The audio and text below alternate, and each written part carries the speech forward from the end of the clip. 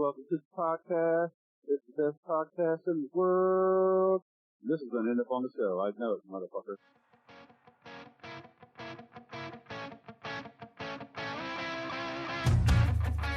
When was the last time you saw the rain?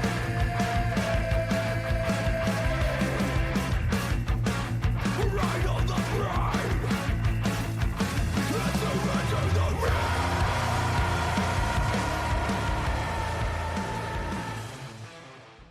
What's up, ladies and gentlemen? Welcome to episode 103 of Epitome of Stupidity, your favorite allegedly metal podcast. Today's intro and outro tune is The Gift by my dudes and by God, West Virginia's own Horseburner. As of Friday, June 21st, here in 2024, their new album, Voice of Storms, is out for your listening pleasure, and a damn pleasure it is. But we'll get back to that shortly. If you're new here, welcome in. I'm Clint. I'll be your host. If you're not new here, you missed my fucking birthday, and I'm not mad. I'm just disappointed. However, I'm happy to accept some Brimming Horn meadery mead as a late birthday present. Just be sure to use code EPITOMEAD at checkout. That's EPITOMEAD for a 10% discount, and grab yourself a bottle or 7 while you're there. Link to their shop in the show description, along with the band and podcast links. But we'll get to that, as usual. You'll also find links for Blockout Bash, which the show is partnering with. It's a one-day fest here in Columbus, covering 6 venues along High Street, and is going to be an immense amount of fun. They've started announcing the bands that will be on that will be playing across those venues, and you should follow the socials, of which there will also be links in the show description, so that you can see who all is going to be playing on August 24th, and I'll fucking see you there. What have I been listening to lately? Besides lots and lots of Horseburner, I've been listening to another band that has been on the show previously, one Greenleaf, who have also released an album on the 21st, and it is damn good as well. I think it's called The Head and the Heart or something like that. I didn't write it down. It's the newest one. It's really fucking good. Those plus some Hippotractor and Zeal and Ardor, and you've got the bulk of my listening lately. Back to some notes about Horseburner before we jump into the conversation. They've had a handful of albums since 2009, including the rightfully acclaimed The Thief in 2019, of which Voice of Storm is the much anticipated follow-up. They're a brand of sludgy, proggy goodness that is just hard to not enjoy, really. They do a great job of, while making serious music, they also clearly enjoy making the music, and that enjoyment comes through not just in their fucking live shows, but also in the recorded version of it. And that's no small accomplishment, in my opinion. Of special note, drummer Adam has been singing regularly for well before this new album's release, but for some reason, I made an ass of myself by asking him what it was like to start singing on this particular album. Great. Anyways, on to the conversation, which took place a couple days ago in a very hot van on a very hot day on High Street here in Columbus, just a couple of hours before they took the stage at Space Bar. They followed the local band Matter of Planets, which features Joel, who is the guy who's put together Blockout Bash, the Cleveland-based Slow Wake, and Howling Giants, who are friends of the show and who are also another one of those bands that are not only great to listen to, but to see live and just see how much they enjoy playing it. It's so much fucking fun. So that's no small bit to follow, but boy fucking howdy did they, and crush they did as well. Let's hear the conversation, and how about some dumb irrelevant phone sounds, because why not? Beep beep beep beep beep beep beep beep beep beep beep beep beep beep beep beep beep beep beep beep. Ring. Hey look, I'm in a van on High Street with Horseburner. That's how every Thursday should end, right? Yes. Right. Yes. So, Horseburner fellas, I'm gonna have you guys go, what is that, clockwise? Yeah. Let's introduce ourselves. It's like a clock. I'm Adam. I play drums and I yell. And he uses it like a clock. It's timing.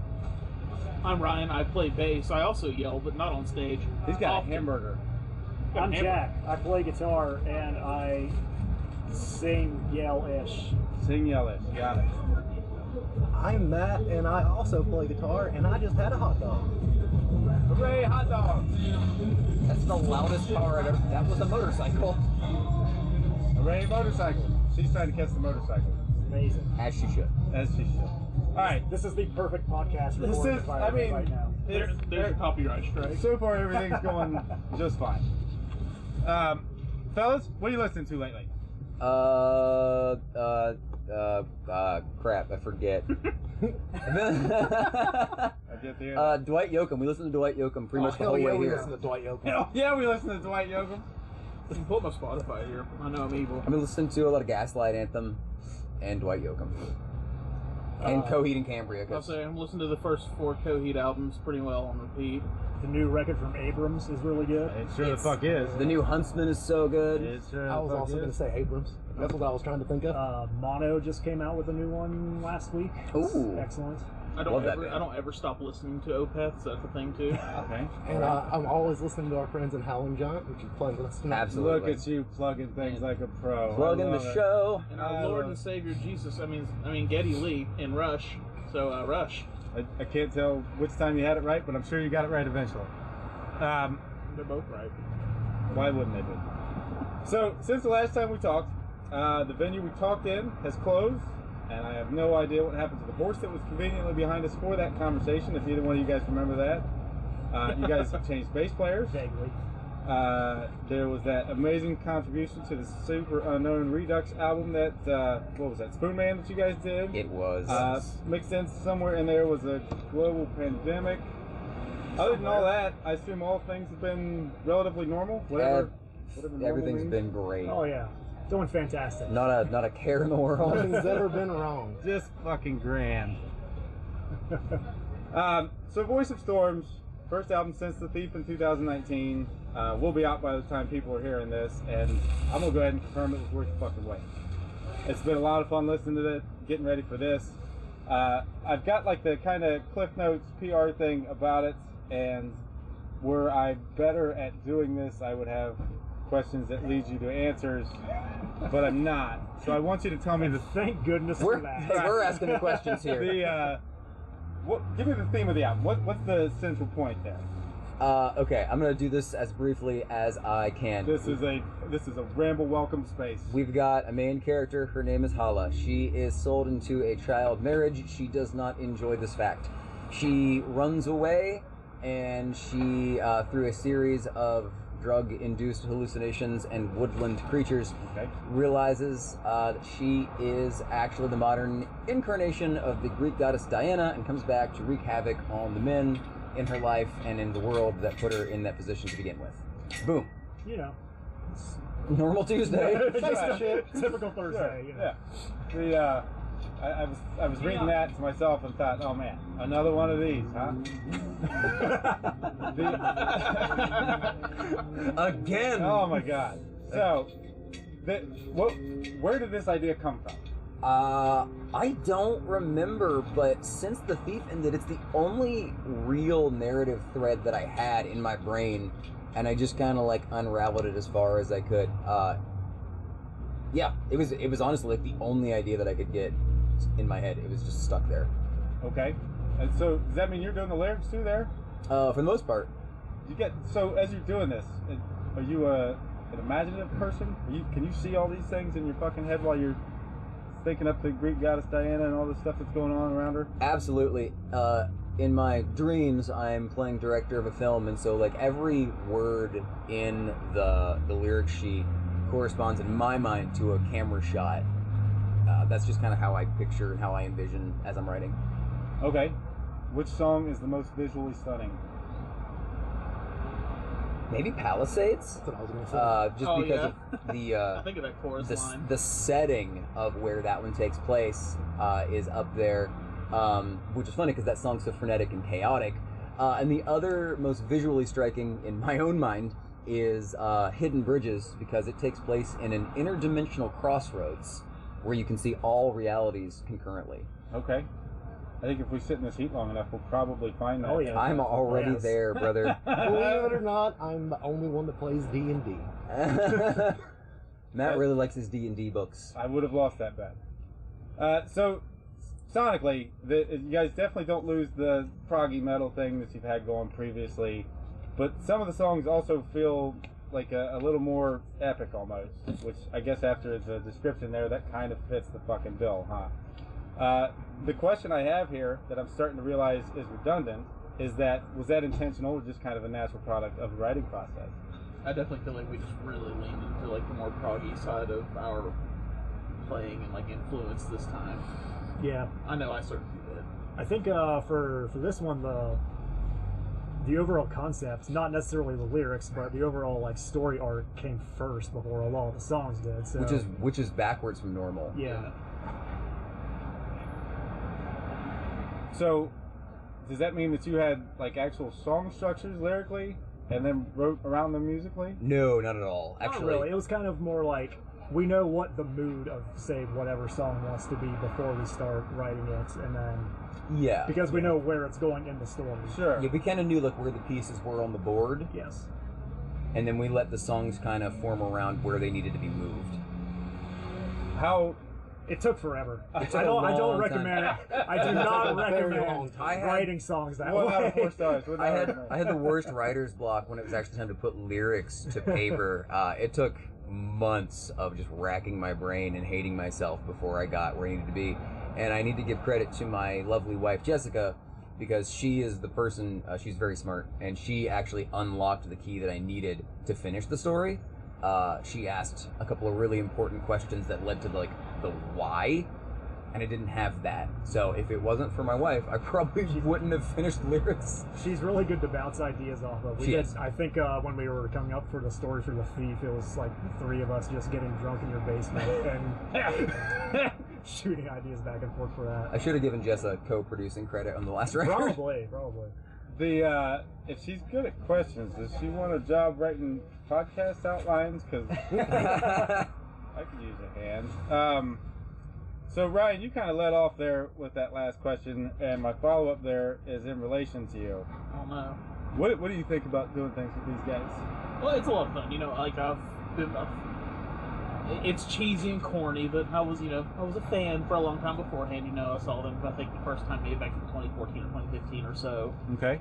And it was kind of funny because they hit me up about a wedding gig, and they were like, "Can you learn a whole set list in 2 weeks?" And I was like, "By God, I'll try." And, By the power of Getty. and that kind of like planted the seeds for this whole thing. Then they needed a fill-in bass player for the tour, and I was like, "Yeah, I'm in." And he's like, "I wasn't going to ask if you want to do it. I was asking if you knew anyone to do it." I was like, "Oh, well, I guess I'm doing it." And I never left. That's one way to get the job. And that was the best case scenario. I think it was one of those things where it's like, "So do you know anybody?" And hoping he'd be like, "I know a guy. It's me. I'm the guy. I know." Yeah. I feel like we knew pretty quickly that Ryan was the guy for the job. Yeah. It just the playing, and I don't say this to disparage anyone that's been in the band, because everybody that's been in this band has contributed greatly to what we do at that time. And for this record, I think Ryan was the perfect bassist, because it just, the way that I'm playing now and the way that he plays bass just really locked together really, really well. Oh, you're gonna make me blush. Yeah, he does a lot of Audio medium, it's okay. Ryan does a lot of like not necessarily playing the riff itself. You know, Matt and I will play like we'll like play the rhythm part that locks in with the drums, and Ryan will almost like play a counter melody over top of it. Yeah. I've tried really hard to be a bassist. I'm a guitarist, really. Like I've always played guitar. It's an affliction I've had my whole life. Yeah, I mean, yeah, it's really terminal. bad. It is terminal. But I always just try to actually approach the bass as a bass instead of just being a guitar player playing bass. Don't do it too much though. Yeah, 'cause, we like what you got going on. I just realized, I think that every other bass player we have is a guitarist moonlighting as a bassist. Like, we'll have a bass player, and we'll have a guitarist playing bass. Like Rob, who was in the band for 5 years, he was a guitar player playing bass. Mike was a guitar player playing bass. I would almost call Mike a bass player though. Oh. His background is definitely like jazz, like playing bass in jazz bands. Like that was his thing. So Mike and Ryan are in a band called Torrance, which is great, because Mike's one of those jerks that's good at everything he ever those tries. people are the Oh my fucking God. worst. Hate him. Yeah, he just like he shows up to one. Like we don't get to practice very often. He's a new dad, but he'll still show up to a practice and like, yeah, I Probably wrote good at like that, 85 too, songs and they're always good. It's like, okay, cool. I guess I have to figure something out for this now. So the other side of this is you guys. How is it dealing with him now? like in the writing process, where I know you've already said that he was like the perfect bass player for all this, and everybody said all the nice things, and that's fucking great. Ryan really came in like halfway through the process. I think we had probably 3, maybe 4-ish songs mostly done by the time he came in, and then I feel like I couldn't tell you which songs were before and which were after, but I feel like there was a noticeable difference in between the two halves of the songs. I think so. Yeah. I agree. And I think it was one of those things where, well, granted, we were without a bass player, so obviously, like, something's missing. But I feel like he really filled out those missing pieces. Yes. Okay. So I don't know, like, I know you did contribute one actual riff, but other than that, I think you mostly just, like, made the bass parts. Yeah, I made the bass parts, and yeah. I was at the riff at the end of Widow. Yeah. And the one lead part. Oh yeah, of the Widow. tour. Yeah. That did work. Perfect. You know, Ryan coming in late in the game, still finding a way to contribute and throw down to the record. Yes. It worked out real nice. And this dickhead, like, one taking the song that took me yeah, we 4 talked hours a lot to track of good about drums. Ryan. Fuck you, Ryan. There we go. Now we're on I was about to track. say, good lord, guys, don't like my ego can't fit in the van already. Yeah, there was one, The Gift, the first single that we released. We I all struggled with that. I threw recording drumsticks that one, across yeah. the studio. I was so mad at myself. Pretty sure I did like 25 vocal takes on the chorus, and I went back and listened to all of them, and I'm like, none of these are good. No, I feel like me and Neil were ready to kill each other at points in recording the record. And that's the song that, you know, Ryan just came in and one-shotted. Yep, Yeah. like an asshole. Listen, sometimes you get lucky. And that was probably just as much luck than anything. Yeah. Look at you being modest. Speaking of Neil, there at Amish Electric Chair, everybody's favorite Neil is Neil Fallon. He's the top 5 Neil. I think I like him more than Neil Fallon, and that's coming from a huge I'm gonna Clutch ask you to fan. get the fuck out of your own damn band. Listen, I love Clutch, I really do, but that man, pleasure to work with. I'm not Yeah, gonna we argue do that. love Neil. Yeah, let's give Neil his props here. I've dealt with him a couple times. He's always fucking great on my end, but I'm not recording shit like you guys did. Let's hear about your recording experience out there. I love Neil, man. He's such a positive force in the studio, and then, like, on a day where we're all feeling frustrated, I feel like he's able to temper that really, really well and kind of get us focused again, which is really important. Man, I've never had anyone like actually sit down and give a shit about how my bass sounds on a recording. So it was like interesting to hear him be like, "Oh, let's go move the mic. Let's try this. Let's do this." And then, you know, like the actual tones of it, which I'm a giant gear nerd, so like that's fun to me, of course. But it was cool too, because like whenever I got to start doing my tracking, it was like maybe 1 or 2 a.m. and I think I went until like maybe 5 a.m. and he was just right there with it. He didn't give up on me at all. Fucking Neil. Someone just tried to bum a cigarette from the van. That was weird. Yeah. I quit smoking 2 years ago, Good and I have for not you. picked up one since. Congrats. I'm gonna plug myself in there. I smoked a cigarette once in high school and I hated it. Well, yeah. But you look cool as hell. But I doubt little. Actually, I had a mullet at the time, so I probably did. nah, yeah. Listen, kids, don't vape. Smoke If cigarettes. that's what you gotta do, then yes, that's what you gotta do. Acoustic cigarettes. Also, do the mullet thing if you got to. For the love of God. Yes. If you're gonna smoke cigarettes, have a damn mullet. Yeah. My final form is whenever I'm finally buy a 3rd gen Camaro and get my mullet back. Oh, yeah. Back on the topic of Neil. But back to Neil. Hey, he likes cars, damn it. Speaking of mullets, Neil's great. Neil's an absolute breeze to work with. Yeah. The catchphrase for the 5 or 6 weeks that we were there, that we would shoot out an idea, and his response is, "I can't say no." So we're And like, free reign to try anything. I played some upright bass on the album. He goes, "I've never recorded one. Let's try it." Yeah. You know, he just like super willing to experiment. went right for it. Yeah, Yeah. He has fun with it, and he makes it fun. yeah, For us. that was And he makes it sound fantastic. The dude's a right. yeah. wizard. Good lord. he's definitely good at his job, and I'm glad that I'm having a chance to actually talk about him in a way that's fucking relatable in this fashion. But also, fucking enough about Neil. This was your first album singing, wasn't it, Adam?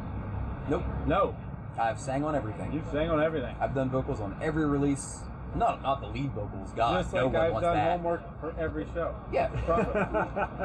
Um, But this is, I would say, this is the well, I don't know. I was gonna say maybe the most heavily I've done vocals, but that might not be true. Because there's a couple songs that are almost entirely Jack on this one. Which Yeah, is that's true. I feel like the a good font thing. is like the font makes up for anything you don't. Yeah. That's fair. You do a whole lot of singulating on that. Singulating. So yeah, I guess I'm pretty heavily featured vocally, but I still more in the background. Okay. Well, either way, glad to have that one wrong. You're doing great. Hey, what were your top 5 influences for starting a podcast?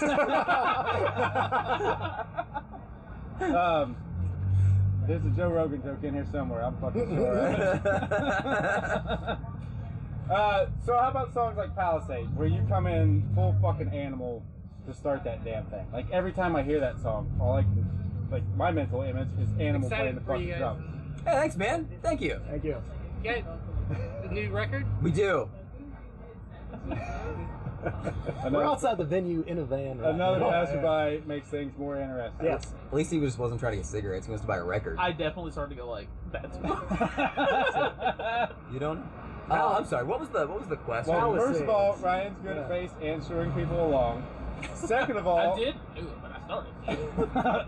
Second of all, the intro to Palisade, where you go full Muppets fucking animal. to Yeah, start yeah. that damn thing. I think that song was one of the few where I had a really dumb drum part, and I was like, "Hey guys, I wrote this thing that's really stupid. Write a guitar riff that's really stupid." I And had Jack- I had a really dumb guitar part that went with it beautifully. It worked so well. Yeah. Then I got to play a really dumb bass part, and I love it. I will say that's my favorite song on the album, hands down. What was hilarious about that track in the studio is that Jack and I when we track drums, just because Jack and I have been playing together so long, we track the two of us to get the drums done. Okay. The verses of that song, we couldn't do it, so I had to just play that song just to a click and not to Jack's guitar at all. It was a real weird process. I don't know why I couldn't do it, but I could not do it. Can you do it now? Yes. Okay. Maybe not to a click though. I don't know. Yeah, maybe not. It might have been the problem. It's so spastic. The click was finding too many weird subdivisions, and then when it was too spaced apart, it was just a bad scene. Yeah. Okay. So, if the comparison there is animal on the drums, what is the animal on the drums for guitar or bass for you guys? Maybe that same song. Yeah, I would say, yeah. Pretty much Yeah. Palisades. Yeah. It's either that or the end of it for me, because I kind of The end of Widow is cool. the whole, actually for y'all too, that the whole lead part is like fucking cool. True. That started as just a bass and drums jam. Yeah, it was- that was Ryan coming in. We were just jamming, pretending to be Rush, and we were like, "Hey, we could actually use this."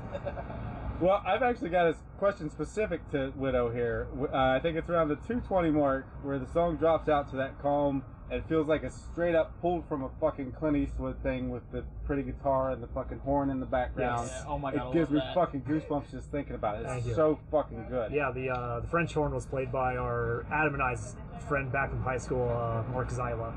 Who is like the Yeah, he's chair, the- first chair French horn in the Quad Cities Symphony Orchestra. Yes. In Iowa, Illinois, that area, Good Davenport, Iowa. fucking for you, Mark. Way to go. His dad was the band director when Jack and I were in school, and I played trumpet for a few months when his dad told me I was wasting his time and that I should quit. So I did. I stuck with saxophone with Mark's dad teaching, so whatever.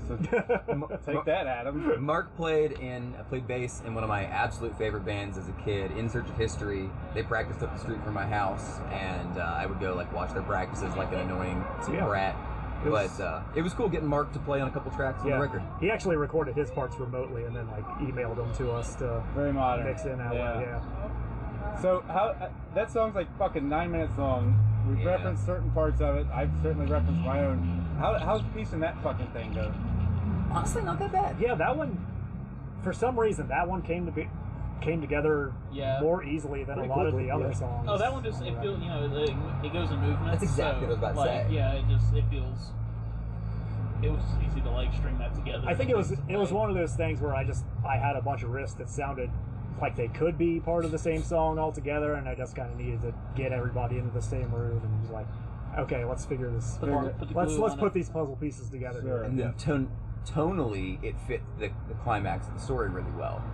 kind of the real driving nature, but also that soaring aspect of it, and then the quiet part. Like it just, in movements and pieces, it really fit where the story needed to wrap up. Fuck yeah! Like I said, it's probably my favorite on the album. Thanks, man. If for no other reason than the fucking what I think of as the Clint Eastwood part. And it also did this thing that I really was hoping we could shoehorn in. And again, credit to these guys who actually do that work. When I come up with the dumb ideas, is like we had that track mirroring the intro track. I don't know if you noticed that. I did not. Yeah. Don't you guys do something similar on the Thief?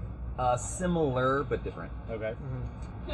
Now, not to go too far inside baseball here, but the way I hear it, there's the two like single versions of the songs at the end of the copy that I have, so it doesn't go back to track one after I hear it. I don't even realize that the damn thing's over because I've already heard this fucking song. What's going on? I got you. Speaking of songs, though, clearly Widow's my fucking favorite, as I've already said. What's your favorite song on the album? Ryan and I think are in agreement. The Fawn, which is the song that I don't play drums on at all. And I played 4 notes total. Okay. But the vocals and acoustic guitar parts on that, just, they're so cool. Love everything about it. Yeah. And we got more French horn on that one. Yep. That's that Will Ferrell bit. You're gonna need more French horn. Yes. Yeah. The famous, Saturday Night Live skit. Sure. Mine kind of changes by the week. I really like Heaven's Eye at the moment, but ask me again next week and it could be a different one. Ask him again in 2 weeks, he'll hate the record. Yes. That's the most likely thing. But... Once we've played these songs. And then a week after that, I'll like it again. Yeah. That's the way it goes. So, penning catching up with Horseburner in 2 weeks. Noted. Favorite song? We'll get back As I said just a little bit ago, Palisades. Yep. It's the heaviest, it's most in your face. I love it. So vocally, instrumentally, even thematically, it feels like you guys are continuing to push things to the known musical fucking boundaries, especially here on the new album. In comparison to older stuff, does that make motorcycles cooler or? I don't think motorcycles can ever be not cool. Okay. Yeah. Just making sure we're there. I think we're pretty rad. So what I'm getting around to here is, especially tonight, where you get ready to play a lot of these things kind of for the first time. I know you guys have played a handful of other shows. As a matter of fact, I got a question about one of those too. But just the comparison of playing the old stuff and the new stuff, is it noticeably harder to pull these fucking things off? As of right now, yes. But I feel like that's always the case. Just have it in you can write a song and you can rehearse it in the practice room 100 times, but like until you get on stage and actually play it for the first time, like that's a totally different experience for some reason. Right. Yeah. And then it's been a kind of thing with me to talk about, it's my own fault. I did this to myself. I wrote the drum parts and I decided this is where I was going to put vocals. Yeah. And I really challenged myself on this record, not necessarily intentionally, but it turns out, putting these things together is hard. It's a fucking pain in the ass. My bad, me. So not to look too far ahead, but with all these things in mind, where do you go from here? I don't know. I don't know. We'll see. And is there another new bass player? Yep, I'm training them now. There better fucking not be. I'm so tired of teaching all the old songs to new people. I'll teach them a few. Okay. Him or her. Okay. You are a piece. This is great. So not just a fantastic new album for you guys, but a fantastic sounding fucking tour was just announced with Black Tusk and Somnuri. How the hell did that come about, and how fucking excited are you for that? Very excited. Yes. We're all very stoked. I couldn't be any more excited about it. It was, we're between booking agents, and so that responsibility fell back on our shoulders again, which we haven't done for a minute, and I forgot just how much I hate that process of shotgunning out hundreds of emails and getting 13 no's and 98, no replies and 1 yes. And so we were trying to book a full cross-country tour, wasn't working. We had 4 shows, and it was like 4 months out, so I was pulling the plug on everything. And then our friends in Temptress from Texas, who are amazing people, beautiful people, had a similar routing, and they were like, jump on our tour, it'll be cool. And while we were working that out, we got an email, hey, this is the last minute, you guys want to do this tour with Black Tusk? And so I had to go and like backtrack with all them, and I got, Temptress's blessing to go Kind of this back route. out, yeah. And yeah, so here we are. Fuck yeah, man. That is that's exciting. I won't do the typical bitch about that not coming to my area thing, but note my unhappiness. Indianapolis is not very far from here. Is that in my zip code? Dude, so being from Parkersburg, Parkersburg, I've not had to not drive to a show in decades. Dude, Yeah. I I mean, drive 3 hours on work nights to go to shows. What are you bitching about? Speaking of, like that fucking Baroness show, the request tour or whatever the fuck it was. That was amazing. I walk in to the fucking venue that's just down the street here in Columbus, Ohio, and Parkersburg, West Virginia. I can say words. It's Parkersburg, West Virginia guy is standing fucking right damn there. You could have given me 3 days. I'd have never come up with guessing you. That was so fucking weird. So yeah, noted. You're better at me at driving places.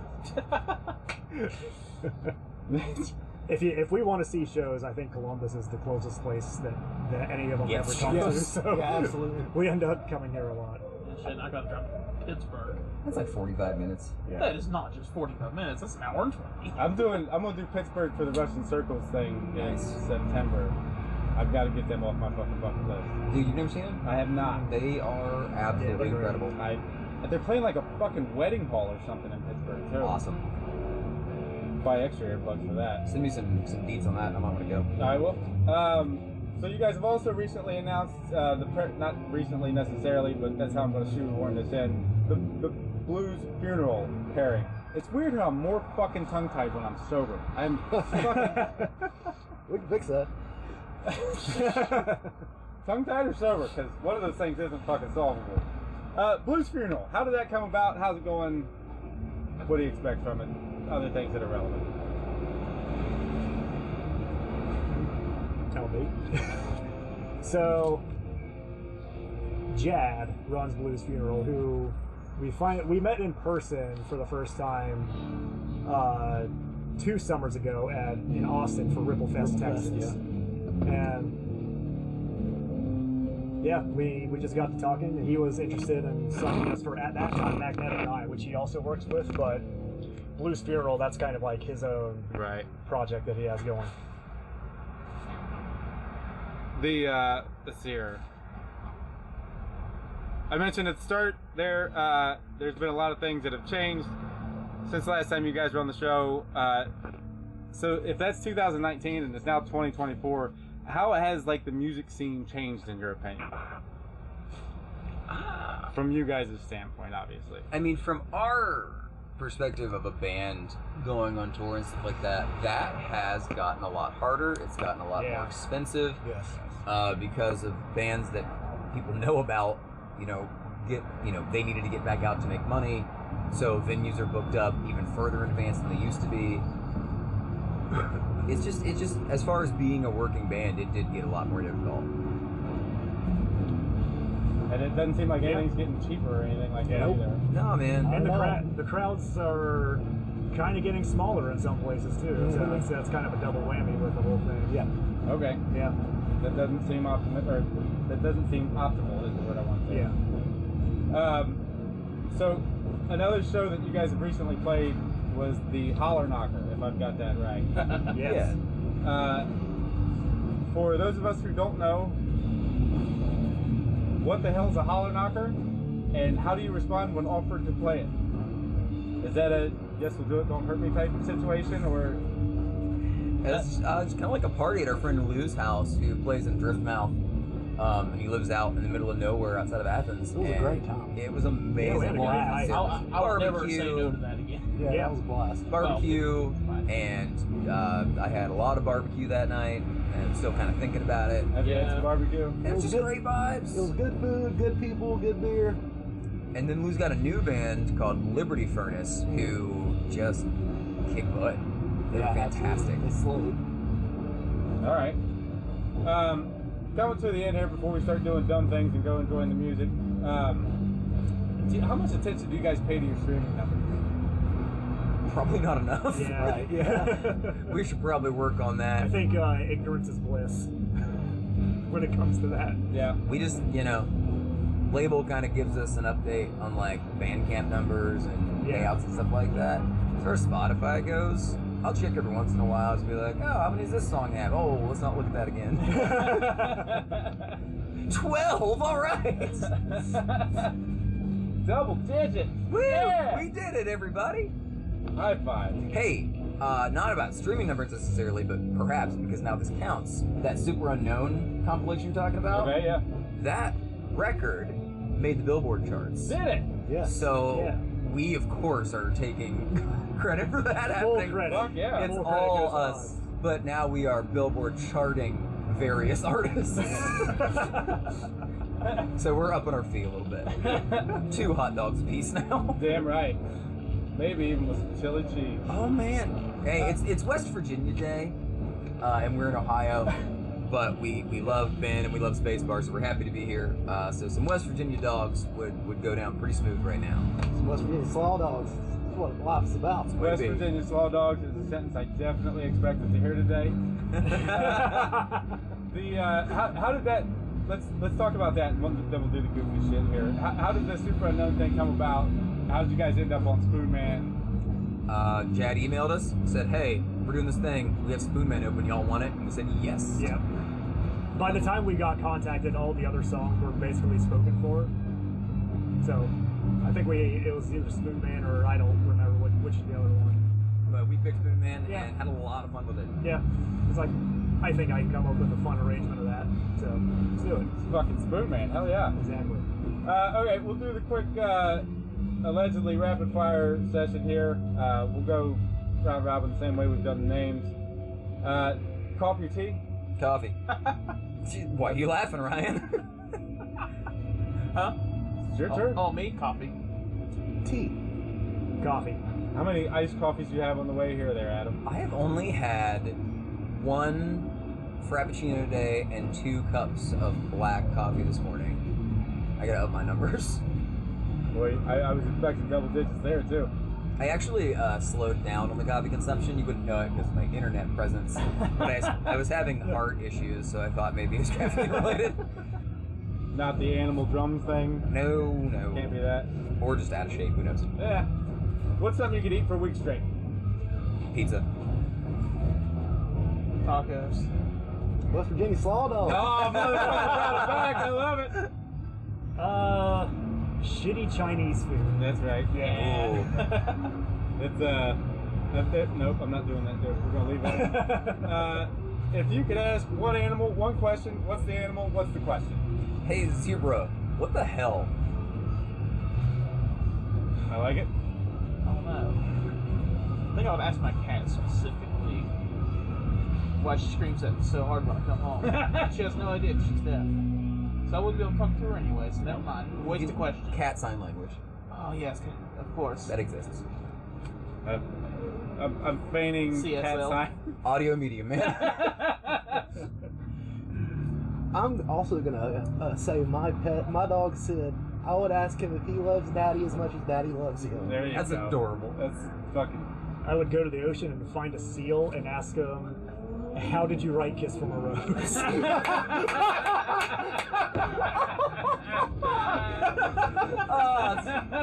the best answer. There's no video, but I just fell out of the van. Very literally.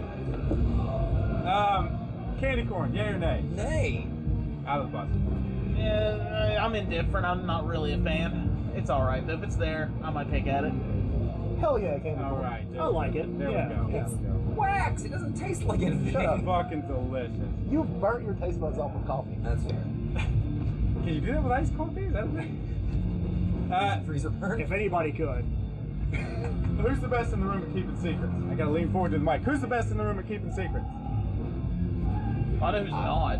Not fucking Not me. Matt. Matt, let's go with not Matt. Matt comes in last place. Okay. So we did a fun thing at Christmas. We did like a little Secret Santa thing, and me and him go to the same gas station after practice. He goes, "Who'd you get? Who you got?" And I'm like, Killed me not telling anyone. I told your wife, Adam, almost immediately that I got you. What did he get you? He got me, it was amazing. He got me a Topo Chico t-shirt, which is outside of iced coffee, my addiction. Okay. Spicy, carbonated water from Mexico. Spicy carbonated water. We call it spicy water because we're children. You pair that with the coleslaw dog and Dude, "That'd be a Sounds good. That's an intestinal clean out if I ever fucking need one. If you had a superpower, what would it be? Indecision. Super indecisive. Like teleportation. All right. I would just like to not have Tourette's if possible. Is that a thing? My superpower is Oh, not man. Tourette's. My superpower is being fucking normal for the first time in my life. I think I would also go with teleportation. If I could just like avoid ever having to drive to these shows ever again and just Oh show my up God. there. And see, I was That'd be thinking about incredible. practice. Like, if I could Yeah, just be yeah. at practice Exactly. instead of 2-hour drive. Fuck yeah. These last two questions you guys I think have done before, but we're gonna do them again anyways. Sausage links or patties? I'm gonna go with some smoked links. All right, I was Link guy forever. I know I'd say a sausage patty guy. coming around. I'm gonna be a fat kid and I'm gonna order both. Vegan patties. Vegan patties. I get that answer more than you might think. Yeah. The last question again is something that you guys have done. I can't remember what your answer is, but I'm going to ask you again, and then I'm going to check your homework and see if you answered the same. Shit. Sent to an island, you get to take one album with you. You're not fucking together. You're all on 4 separate damn islands, so you can't pair up your albums. God damn it, Clint, say words. Damn. What album are you taking? A Fire of Unknown Origin, Blue Oyster Cult. He knows his. That's a good Damn. answer. Love that fucking album. And you're checking our homework on this? I'm going to check. I'm going to go back to the first time you guys I on the know. show. I'm going to check your answer. I don't know if I'll have the same answer I did. I know Which what I don't, answer I don't last know. time. I don't know what my answer was from last Judas time. Priest screaming for vengeance. God damn it, I fucked it up. I'll say Ride the Lightning. How's that? Okay. I fucked up. Man, I don't know. I definitely not gonna say the last thing I said. Right now I'm gonna go with Brian Fallon's Local Honey. Okay. You could ask me the same question in a week and it would be different. Different answer. Sure. That's what makes it fun. Like, for a long time, there was consternation for me as to whether or not to ask this question to people that I've already had on. And then I realized that they're not going to answer the fucking same thing the same way. Of course, answer it. And then call them out for not answering it the same way. Yeah. Anyways, it's scalding hot in this fucking van. Yep. There's loud music It's not warm. far from here. I don't know if this audio is going to be any good. We'll find out. Let's go have some fun. All right, sounds good. Yep. So at this point, you're probably wondering why I didn't edit out all the ambient stuff in the background there. That's a fair question. I started to mess with it, and I felt like you're losing context and just the overall vibe of the conversation. So, fuck it, I left it in. Thanks again to the Horseburner dudes for enduring said heat, and for talking with me, as well as for putting on a fantastic damn show that night. As usual, I'm going to play a song in full here in just a minute, but be sure to check out the album in full as well ASAP. Again, it's called Voice of Storms. Thanks as always to the Brimming Horn dudes, as well as Joel with Blockout Bash for putting it together and for having the show as a partner. Both of them for that. And bonus, you can kind of hear his band Matter of Planets in the background toward the end of the conversation there. They were loud and good. He's a really good drummer too. Wherever you're hearing this from, please hit the old subscribe button and give the show a review if that's an option as well. You'll find links for the show's socials, Horseburner links, Brimming Horn, and Blockout Bash links as well there in the show description. Use them accordingly.